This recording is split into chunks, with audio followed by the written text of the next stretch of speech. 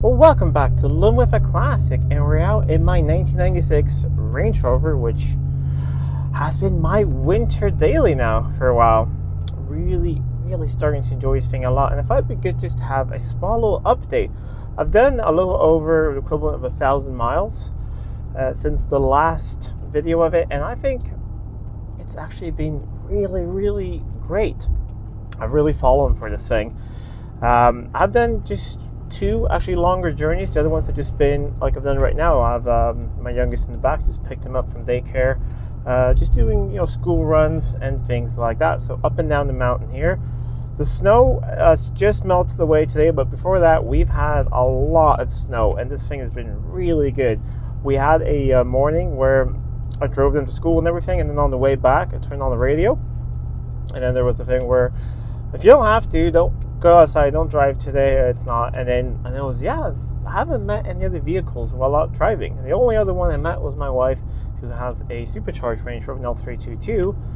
So it was only these sort of big cars out driving because snow plows hadn't been out yet, but no, no problem at all. It was, I don't know, like a foot of snow or a little bit more, but this thing was just chugging along.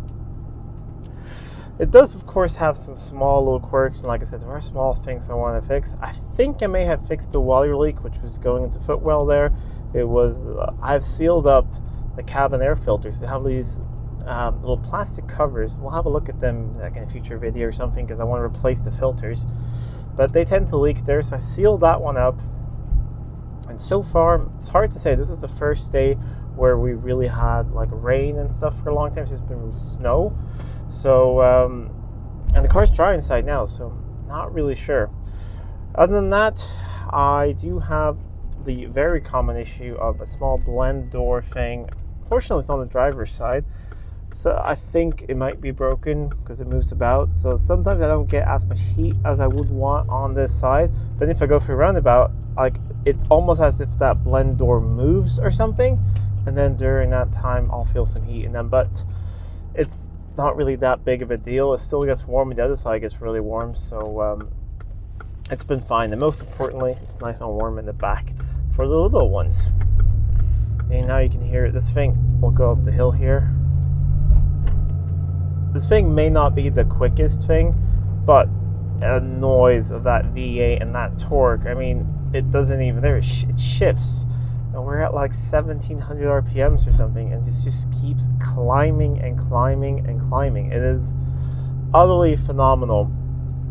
I can't wait to fit the tow bar I got for this thing and actually try towing with this thing, because I think it's going to be really good at that. Otherwise, what I've noticed with it, I do have some small lights behind some of the, like the clock and things like that aren't working. I would like to replace, and yeah. Hard to say. I really do like this thing, the P38. They do get a lot like a bad rep, but I think people are starting to understand them now. You do need certain things to own one. Like I have a nanocom, which I think is essential just to go through all the systems and things. If you don't know what that is, it's basically like an OBD2 reader just for this car. You can go into all the Range Rover specific software, because this is before the days of any generic OBD2 reader will do anything. A generic one will do the engine codes and all that, no problem. But this can go in, there is like a BCM, a small computer here, or not small, quite a large computer under the seat here that controls everything. So you can even bring the windows up and down with that nanocom, which is really rather cool. I also do have the SyncMate, which is a similar product, which I've actually had to use once. It was really cold, and this thing didn't want to crank, and I thought it was the battery. I just got a click, but I realized then that I'd read somewhere that on these early engines, this is the GEMS engine, the later ones are the Thor, this is the Lucas GEMS. If you have the car immobilized, it will turn on the keys, all the lights go on, fuel pump and everything, or if it loses sync, which is sort of like immobilization. The starter relay will click, but nothing else will happen. So use the little SyncMate, I can show you what it looks like when we get to the house in a little bit, and you just plug that in, and it takes a couple seconds, and it syncs the key signals from all the computers in the car, and then it gives you a green flashing light, and that lets you, wait, just have a meeting here.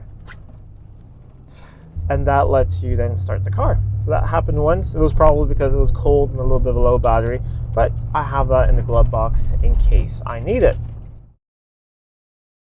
I am excited to probably in the new year go to some Range Rover meets, Land Rover meets. I have a member of the Land Rover Club, and try some like real off-roading. I've only driven a little bit in the field and things like that, but actually try that. But I mostly just did that to try out that the low range works, and it works very well.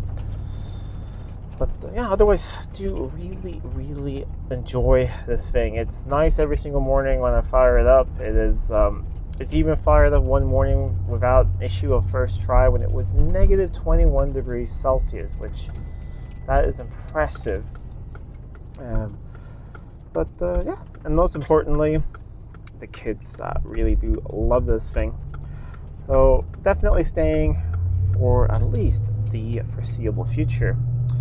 So let me just get to the house. I'll show you guys what the Nanocom is and what the SyncMate is. And I think that should pretty much wrap up this video.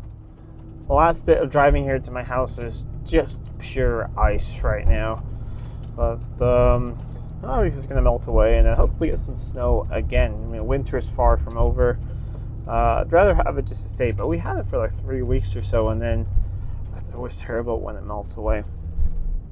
But we'll pull in here, and then I'll show you a little SyncMate thing. If you don't know what that is, if you're a P38 owner, a little bit. Traction control working as it should. We can turn. So it's by Black Box Solutions, just like the Nanocom, and it's just like a little dongle, OBD2 dongle. Plugs in, blinks, it comes with some instructions, so that is a good thing to have, especially keep in your glove box, because that's something that's going to happen late at night, you know, at a gas station or something. And this is the Nanocom. It looks like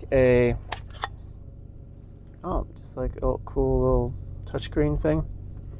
Looks very much homemade, but really neat little device, and it can go for everything. You've probably seen it in different videos where we did some troubleshooting with it. Anyways, I hope that you liked this little update on the P38. Quite busy with customer work right now, and I want to keep this thing up and going now for winter. But then when I get into driving my other daily, my 1975 XJ6, we'll get this thing in the workshop a bit and fix some of those really small things it needs. But at the moment, it's been good, reliable transport. Anyways, if you like this video, please give it a thumbs up and share it with friends. If you're not already subscribed to the channel, please do subscribe to the channel. It really does help out a lot. Until next time, I'm Adam. This was Living with a Classic. I'll see you soon. And we have the beeps and bongs of P38.